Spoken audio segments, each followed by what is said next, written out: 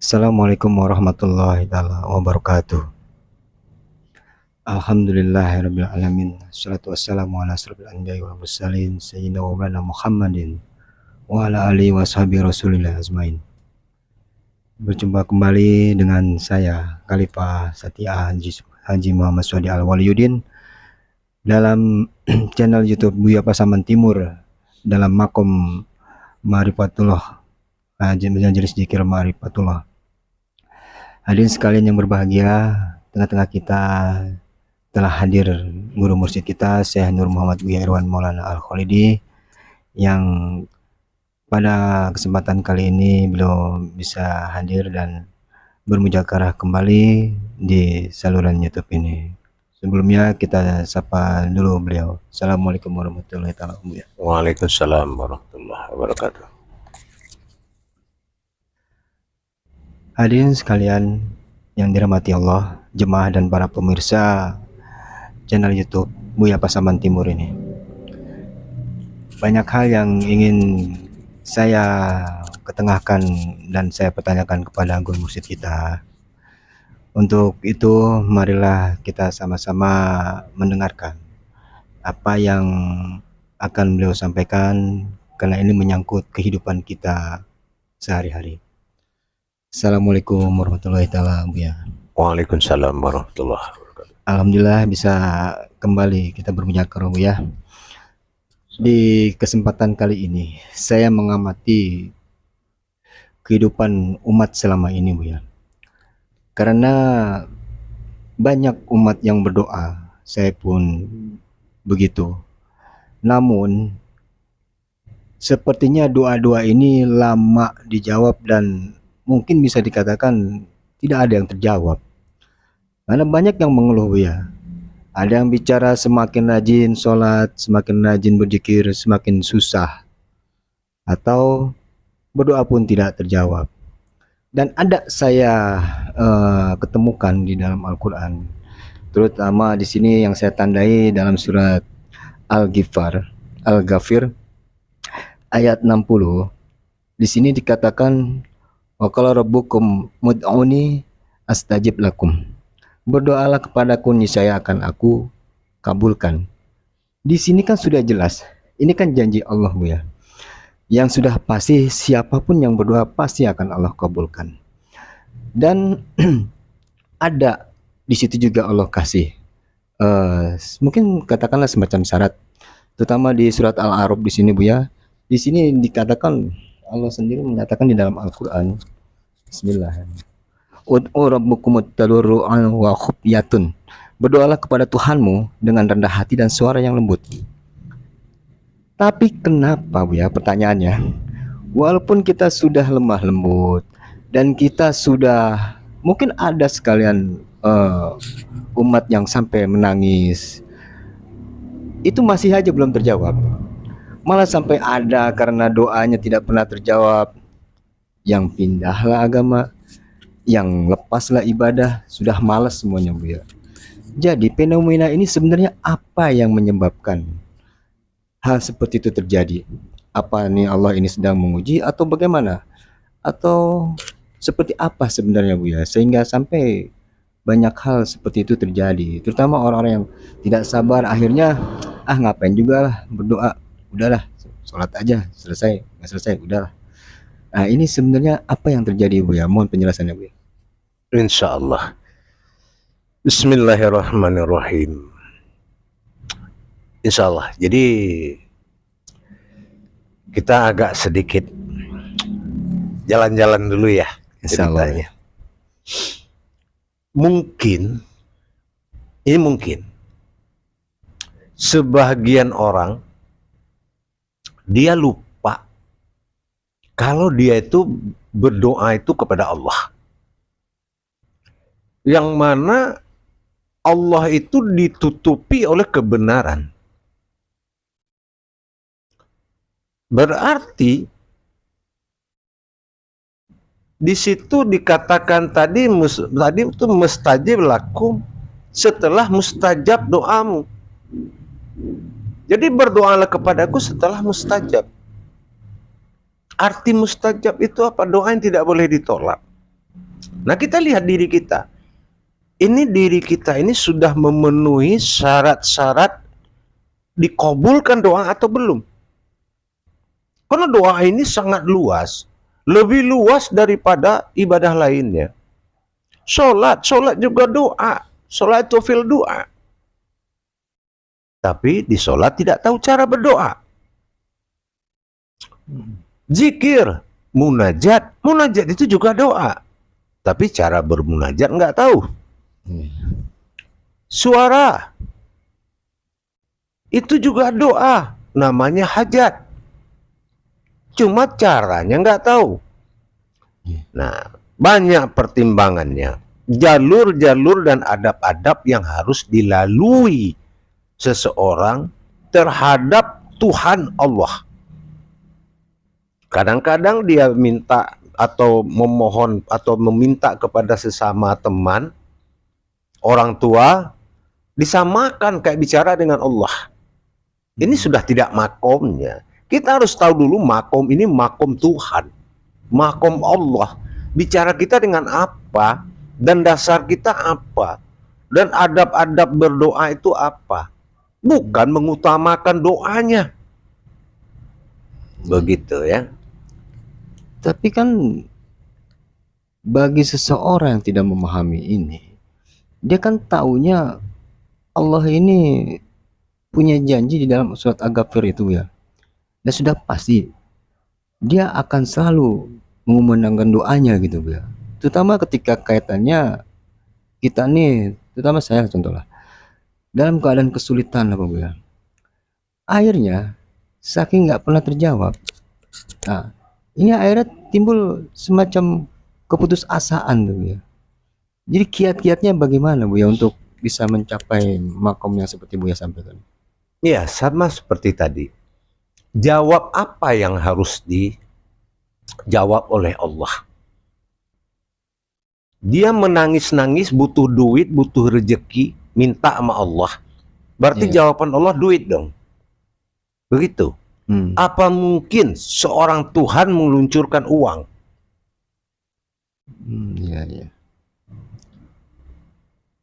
Kita harus tahu dulu makom-makom dan syarat-syarat berdoa tadi. Hakikat doa itu yang harus dikuasai. Versi Tuhan bukan versi manusia.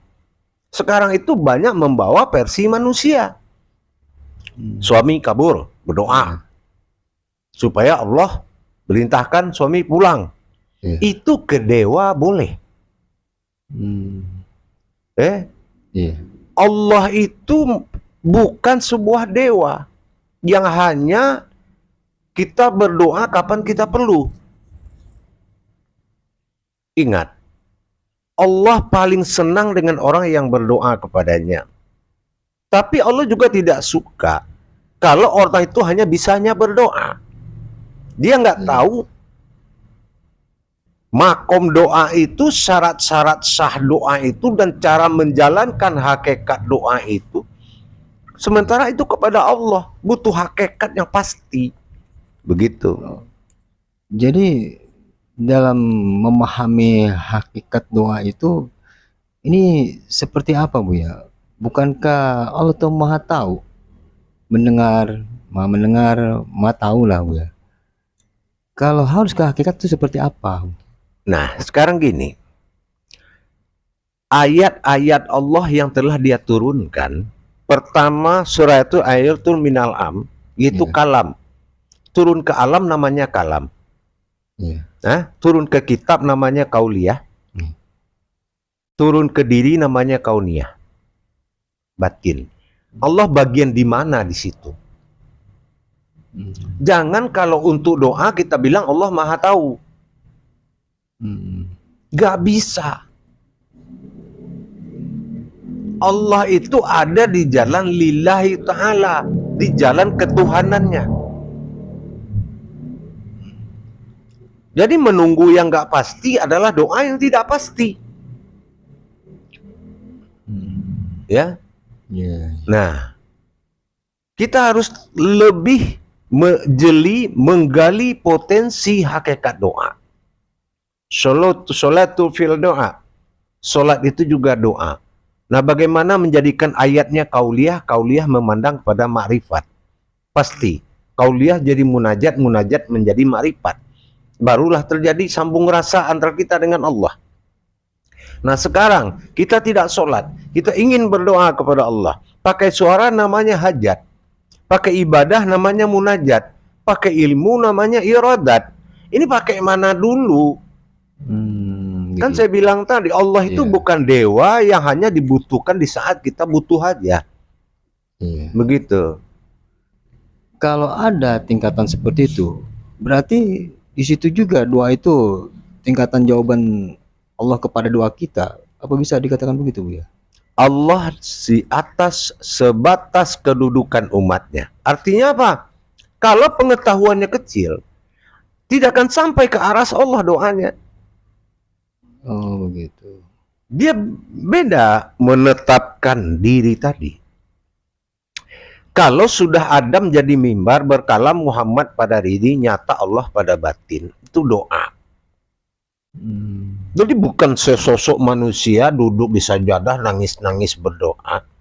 Allah ini bukan Tuhan yang sifatnya seperti dewa. Saya bilang tadi. Sebelum kauniyah dia yang pulang ke dia tidak akan paham. Kauniyah ini adalah Al-Quran yang turun ke batin manusia. Itu kauniyah. Berkauniyah dengan Allah beda dengan berkauliyah. Beda berkalam. Sifat Allah kan sudah saya bilang dari kemarin. Ada di kala kekuatannya, arasnya, ada di kala iradatnya, kekuasaannya, dan ada di kala kemustajabannya, di kemustahilannya, di ilmunya. Jadi doa ini tidak bisa seperti apa yang kita jalankan. Harus tahu kodrat-kodrat doa, hakikat doa itu. Ya, sebelum saya jawab ya, kita harus bawa wawasan dulu. Saya setuju doa Allah tidak kabulkan doa orang banyak. Kenapa? Allah tidak minta doa yang banyak. Begitu, Bu ya? Karena Allah itu wallahi bikulli syai'in alim. Allah itu sudah tahu apa yang akan terjadi di diri orang. Tapi kiat bertuhan ini tidak bisa, kiat berdoa ini tidak jelas. Siapa yang duduk, siapa yang berucap, siapa yang berniat, kemana kodrat doa itu dijadikan, bagaimana cara Allah mengabulkan doa, tidak nyata di pandangan seseorang, itu juga batal hakikat. Oh, begitu. Jadi yang perlu dipahami sekarang ini untuk bisa mencapai doa yang mustajab dan makbul itu seperti apa, Bu ya? Yang pertama kali harus dilakukan? Apa kita perlukan keilmuannya, apa adabnya, atau bagaimana, Bu ya? Ya, jelasnya adalah tauhid ilahiyah tadi. Berhubungan dengan Allah lahir dan batin menghasilkan sebuah doa. Itu tauhid kalamiahnya. Dan berdoa kepada Allah yang kita tidak pernah dengar suara Allah, itu namanya kauniyah. Kauniyah itu adalah Al-Quran yang masuk ke dalam batin manusia. Ya, cara Allah bicara. Tidak bisa pakai kalam. Kalau kita pakai kalam, jatuhnya akhbarullah. Doa itu akan mempertimbangkan sifat baik atau buruk orang itu dulu. Banyak mana amal buruk atau amal baiknya. Kalau ini suara. Kalau jatuh ke kalam. Nah, karena kauniyah itu adalah pasangan ayat-ayat Allah pada hati. Begitu kita berkauniyah, itu Allah sudah mengatakan itu ayat yang datang. Nggak mungkin Allah nggak kabulkan. Begitu. Tapi kalau suara, sama kayak kita kurban bawa sapi. Allah tidak tahu sapi ini berat berapa, usia berapa, dibeli berapa.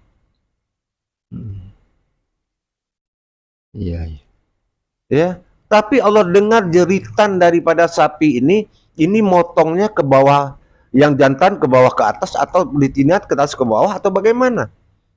Berjalan rukun-rukun kurban. Ya, sama dengan berdoa. Nah, syarat-syarat hakikat itu yang harus wajib diketahui oleh umat Islam. Kalau memang Allah Tuhannya, tidak semudah itu berdoa. Oh, pantas. Jadi bukan karena banyaknya sebuah permohonan, ya, sampai ditulis 1, 2, 3, 4, 5. Rupanya kita harus memahami dulu hakikat doa itu, terutama kauninya, Bu ya, ayat-ayat kauninya itu. Karena berbahasa dengan Allah seperti yang Buya sampaikan tadi, tidak bisa berbahasa, tidak hanya tidak dengan ucapan gitu, Bu ya, kalau nggak salah saya dengar gitu. Jadi untuk langkah selanjutnya, Bu ya, apakah perlu waktu di samping tadi yang Buya sampaikan mengenai apa, hakikatnya, lalu ya terutama keilmuannya, paham di situ. Apakah ada juga waktu-waktu yang khusus untuk, kadang-kala takutnya salah di waktu doang, Bu ya, barangkali mohon penjelasannya, Bu ya. Tidak ada. Tidak ada ruang, jarak, dan waktu, tempat, alasan itu. Itu tidak alasan. Gitu. Alasannya tidak mengetahui hakikat doa itu. Iya. Hakikat berdoa itu pertama ada diri, ada Tuhan. Mana diri yang berdoa, mana Tuhan yang tempat berdoa. Tahu nggak dia? Oh, iya. Masalah di tempat, kalau perlu jangankan di atas tanah, kalau perlu di antara tanah dan langit masih diterima. Oh, begitu. Kan sudah dibilang oleh Allah, allazi annaya min aina wa ainahu allazi aina anahi. Jangan kamu mencariku karena tempat dan waktu. Karena aku sudah ada di antara itu dan tidak pantas engkau cari ke situ. Sekarang persoalannya, Iya. Allah itu belum jadi Tuhan di diri dia, dan dia belum dekat dengan Allah, terus doa dia muncul. Oh, begitu. Dan bahasa ini apakah akliyah, akal, apakah bahasa dari jasmani, apakah rohani, apakah batiniah? Rukun-rukun hakikat berdoa itu yang seseorang tuh belum paham. Dengan dijamin berwuduk, terus sholat, terus dia berdoa. Pada sholat sudah doa, kenapa berdoa lagi habis sholat? Itu kan gak nyambung. Yang diperintahkan Allah bukan berdoa habis sholat. Surat Taha 14 itu, iqimis sholat, udah jelas tujuannya apa? Untuk iqimis sholat zikri, ya, mengingat. Jelas untuk mengingatku. Mendirikan sholat untuk mengingatku. Iya. Nih sebelum saya kembangkan buka rahasia sholat, rahasia doa ya. Saya akan sampaikan dulu wawasan konyol yang dipakai selama ini. Dengan rajin sholat, terus doa dia harus mustajab. Doa diminta mustajab, sholat dia nggak berkah.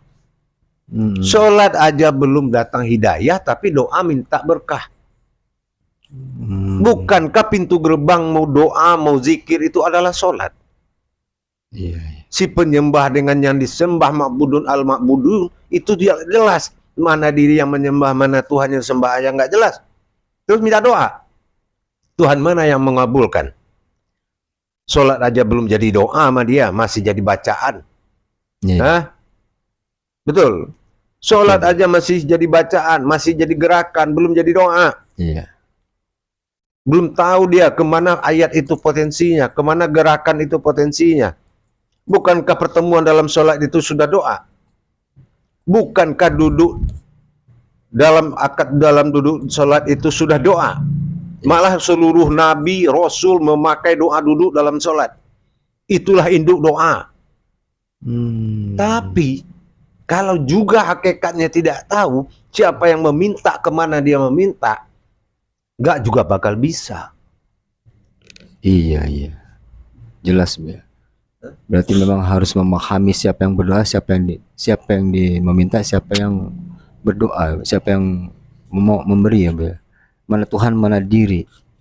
Oh, jadi itu rupanya yang terjadi selama ini karena tidak memahami pertama hakikat Tuhan dan diri. Ya. Kita sekarang begini. Kalau sekarang ini saya melihat semua doa potensinya mengemis. Iya, iya. Tidak ilmu, tapi mengemis. Dengan air mata, pura-pura dengan air mata nggak berduit, dengan air mata ditinggalin istri, ditinggalin suami. Iya. Potensi doanya dunia itu masih tinggi. Jangankan kita bahas syarat hakikat berdoa nanti, Iya. keberangkatan syarat doa itu muncul aja tidak sampai ke aras Allah. Iya, iya, iya. Ya. Paham, paham. Nah, gitu. Jadi rupanya itu yang jadi masalah selama ini. Bukan doa tidak terjawab oleh Allah, tapi diri tidak terhubung rupanya, Bu ya. Iya, iya. Untung Allah tidak bisa ketawa. Kalau dia ketawa, dia akan mencemoohkan. Kenapa? Kedatangan seseorang berdoa itu bukan tidak masuk sebagai persyaratan. Persyaratan hakikat doa ini tidak terjadi. Iya. Ya makanya nggak pernah dikabulkan oleh Allah. Nggak pernah. Nah, begitu ada nasib baik dan keberuntungan, terjadi sama dia rezeki. Iya. Iya. Itu nggak dari Allah, nasib baik aja. Itu aja dia nggak bersyukur. Iya. Betul. Makanya ilmu itu yang paling penting. Berilmu kepada Allah dengan tingkat imanullah, beriman kepada Allah. Insya Allah. Alhamdulillah, rupanya seperti itu ternyata kenapa doa itu tidak terjawab, Bu ya. Lalu bagaimana nih, Bu ya, untuk memahami hakikat doa itu sendiri, Bu ya? Jadi penasaran sini, Bu ya. Saya tidak akan membahas detail, Iya. karena bagaimanapun adab kita harus pakai. Insya Allah. Adab tuh setelah adanya prosedur ibadah ya, Insya Allah. belajar. Di sini kita harus mengkaji bahwasannya iya kana abudu wa iya kana stain. Sembahlah aku dan memintalah kepadaku. Duluan mana meminta daripada menyembah? Menyembah. Menyembah aja nggak bisa. Meminta dibanyakin. Iya. Allah nggak Tuhannya. Kalau Allah Tuhannya, iya kana abudu wa iya kana stain. Nyembah dulu. Sudah terangkat dia sebagai Tuhan, Allah pada diri. Iya. Rabbin nas, dia memang sudah dikuasai Allah hatinya. Iya. Malikin nas, dan Allah sudah bangkit menyatakan ketuhanan pada dirinya. Ilahi nas, Allah menyatakan Tuhan dirinya. Atau saya larikan kepada kul huwallahu ahad. Sudah bisa nggak dia mengatakan akunya Allah itu ada Allah? Sudah ada nggak? Sudah paham nggak? Kulhu, katakanlah aku Allah. Sudah bisa nggak dia mendapatkan keakuan Allah? Iya, iya. Allahus somad, barulah boleh meminta. Insya Allah. Tuh. Yang kedua itu ya, yang fatal di umat Islam. Solu ala min doa. Ini ketiga. Sholat itu adalah doa. Sudah jadi doa belum? Belum. Sudah 3 gagal.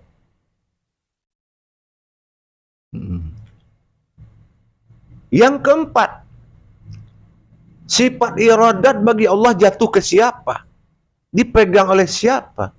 Sifat kehendak. Qodrat, iradat, ilmu jatuh kepada Muhammad, rohaninya pada insan diri. Berarti si pelaku doa itu adalah rohaninya Muhammad, disebut dengan insan. Iya, iya. Insya Allah, Buya. Apa cukup bisa bermuatan dunia kalau kodrat yang seperti saya bilang tadi? Sepertinya nggak ada potensi dunia, Pak, Nah, gitu. itu dia. Dan Allah itu Tuhan hanya dalam 5 waktu. Bukan orang Islam. Tuhan orang Islam itu 24 huruf syahadat, 24 jam. Terus mau berdoa lagi. Iya. Nggak semudah itu. Allah itu maha teliti. Iya. Ada sebuah cerita. Seseorang yang pergi ke pangkas rambut. Iya. Yang berpangkas bercerita kepada yang pemangkas. Yang pemangkas, tukang pangkas. Iya. Katanya, apa ente percaya Allah itu ada? Kata yang dipangkas percaya. Saya enggak. Kata yang tukang pangkas. Kenapa enggak? Dia di bawah jembatan banyak mati enggak makan, enggak dibantu oleh Allah. Iya. Apa kata yang dipangkas? Saya juga enggak percaya kalau tukang pangkas itu ada. Lah, ini buktinya saya ada. Kenapa ente enggak percaya? Buktinya di luar banyak yang panjang rambutnya. Ya salah sendiri kenapa enggak datang ke saya? Iya. Nah, itulah jawaban Allah tadi. Orang yang tidak menghampiri Allah. Hayat, hayyum, qayyum. Kehidupan tidak lari menuju yang hidup, hidup tidak lari kepada yang menghidupkan. Tidak menjadi hayatullah, tidak ada jaminan. Insya Allah. Prinsip ketuhanannya itu tajalinya tidak ada. Iyyaka na'budu. Iya. Sembahlah aku. Iya, alif, sir, ya hati. Di hatimu. Artinya sembahlah aku pada hati. Ini hukum hijaiyah ya. Iya. Syaratnya apa? Menyembah. Menyembah aja, ya. Tapi kan kalau tadi ada sepintas saya dengar, Allahus Somad, Allah tempat meminta. Pengertiannya Allahus Somad ini suatu tanda di mana kita meminta kepada Allah, atau memang hanya bahasa bahwa meminta itu kepada Allah? Itu bagaimana, Bu, ya, maksudnya? Sebelum Allah Somad, Iya. Allah tempat meminta. Iya. Istilahnya tidak ada ruang jarak dan waktu. Memang semata-mata Allah itu besar, kita kecil. Jadi tempat bagi diri kita. Ini yang berdoa malah besar dari Allah. Iya. Diperintah-perintahin aja supaya besok ya Allah jangan turunkan hujan, atau ya Allah turunkan hujan. Turun malaikat rame-rame nanyain, disuruh Allah hujan petir, hujan apa ini? Hujan gerimis. Iya. Karena tidak ada hakikat. Benar. Dia tidak bayangkan cuma sumur. Kalau dia kasih tahu aja ya Allah sumur kering, hujan turun. Tapi karena dia perintahkan hujan turun dengan ilmu kebatinannya, dengan dalil Allah, Iya. ya sudah, gagal. Nah, itu yang keempat yang tadi saya bilang. Gagal dia menjadikan Allah itu Tuhan bagi dirinya. Sesuai surat An-Nas. Makanya doa tidak bisa. Yang kedua adalah gagal menyembah. Kan gitu. Iya. Yang ketiga, Allahus Somad tadi. Iya. Sudahkah qul huwallahu ahad? Sudah tahu nggak dia keakuan Allah pada dirinya? Oh, begitu. Coba. Maksud keakuannya itu begini. Tangan aku kata Allah. Iya. Kaki aku kata Allah. Mata aku kata Allah. Suara aku. Sudah akukah semuanya? Tapi ini datang kita membawa kodrat-kodrat lain yang tidak bertauhid kepada Allah. Kita rajin sholat tapi kulit, daging, urat, dan tulang tidak bertuhan kepada Allah. Kita rajin berzikir tapi batin, rohani, dan nurani nggak bertuhan kepada Allah. Sholatnya sholat dohir doang, batinnya nggak sholat. Ya, doa apa yang akan sampai? Doa itu power. Kesimpulan hasil berhubungan dengan Allah, terjadilah kalamullah, terjadilah kauniyah. Begitu. Insya Allah, Bu. Ini luar biasa sekali nih, Bu, ya. Jadi memahami ternyata selama ini apa permasalahannya terjadi di kalangan umat, kenapa doa itu bisa seperti terganjal atau tidak sampai. Rupanya seperti yang tadi Buya sampaikan, banyak persyaratannya ternyata ya. Nggak mudah. Iya, iya. Kalaupun ada sifat terjadi tiba-tiba keberuntungan, itu bahwasannya itu nasib baik ya Bu ya. Aduh, alhamdulillah nih Bu ya. Iya, contoh sekarang ya, saya contohkan sini. Kodrat doa itu 3. Iya. Pertama ada hajat, munajat, iradat. Hajat pakai mulut, Iya. bersuara dengan berkaum. Itu hajat. Iya. Apakah tahlilan, apakah apa. Iya. Munajat di saat berzikir. Setelah masa panah datang, insan berkuasa, manusiawinya lepas, baru ada munajat. Iradat, keputusan ilmu dalam ma'rifat. Nah ini, berdoa ini, wa iyyaka nasta'in. Kan iyyaka na'budu tadi, Iya. wa iyyaka nasta'in. Wa iya, dan di hatimu, khanas. Di hatimu manusia, khanas, ta'in. Ta itu ibadah, ain itu ma'rifat. Jadi beribadahlah dengan ma'rifat ke hatimu. Itulah hakikat doa. Jangan bercerita. Hakikat apa yang harus dima'rifatkan kepada Allah setelah kanastain, setelah kemanusiaannya sempurna dalam ma'rifatnya. Itu kanastain. Insyaallah. Nas itu manusia, toh itu ibadah, ain itu ma'rifat. Dia harus tenggelam ke dalam kolbinya, di situ dia temui Allah dengan ma'rifatnya. Itu yang doa, itu Allah Tuhannya itu. Oh, gitu aja ya. Jadi harus sempurna, harus banyak belajar. Insyaallah ya. Harus sempurna kemanusiaannya. Alhamdulillah dapat lagi dalam mujakarah ini ilmu untuk mencapai keridhaan Allah dalam amal dan ibadah Bu ya. Insyaallah. Namun karena waktu jua, jadi mujakarah ini tidak bisa seperti yang saya harapkan. Insyaallah. Inginnya sih lama ini Bu ya. Tapi sudah ada kode-kode yang harus ini dulu karena ada jadwal lagi untuk Buya rupanya. Jadi demikianlah para pemirsa yang menyaksikan channel YouTube Buya Pasaman Timur dalam makom Majelis Zikir Marifatullah, juga para jemaah yang sama juga menyaksikan acara ini. Jadi demikianlah tadi rupanya mengapa doa kita ini tidak bisa terkabul dengan cepat. Ternyata bukan doanya tidak didengar, hanya diri kita tidak terhubung rupanya dengan kodat-kodat dan persyaratan-persyaratan yang dimaui Allah. Rupanya begitu ya.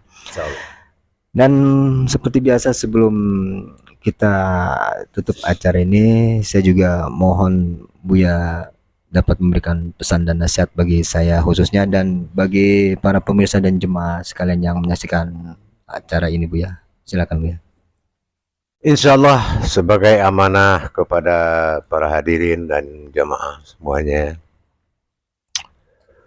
janganlah menghalalkan segala cara kepada Allah, tapi carilah jalan yang dihalalkan oleh Allah.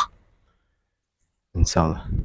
Allah senang dengan orang yang berdoa kepadanya, tapi Allah tidak suka orang yang hanya bisa berdoa saja tanpa menyembahnya. Insyaallah. Insyaallah. Terima kasih Buya atas pesan dan nasihatnya. Demikian tadi para pemirsa dan jemaah nasihat dari guru mursyid kita Syekh Nur Muhammad Buya Ruan Maulana Al-Khalidi. Dari awal sampai nasihat tadi telah kita sama-sama saksikan dan kita dapat ambil hikmah maupun ilmu dan wawasannya untuk bekal kita beramal dan beribadah, terutama dalam hal berdoa ini tadi ya pemirsa. Dan bagi jemaah dan pemirsa yang menyaksikan channel YouTube ini, apabila masih ada keingintahuan lebih, kami membuka pintu selebar-lebarnya di Majelis Zikir Marifatullah ini, kiranya bisa hadir untuk menambah wawasan dan bermujakarah dengan guru mursyid kita semua. Untuk itu kiranya cukup sekian saya akhiri dengan mengucapkan hamdalah Alhamdulillahirobbilalamin. Billahi taufiq wal hidayah. Wassalamualaikum warahmatullahi taala wabarakatuh. Waalaikumsalam.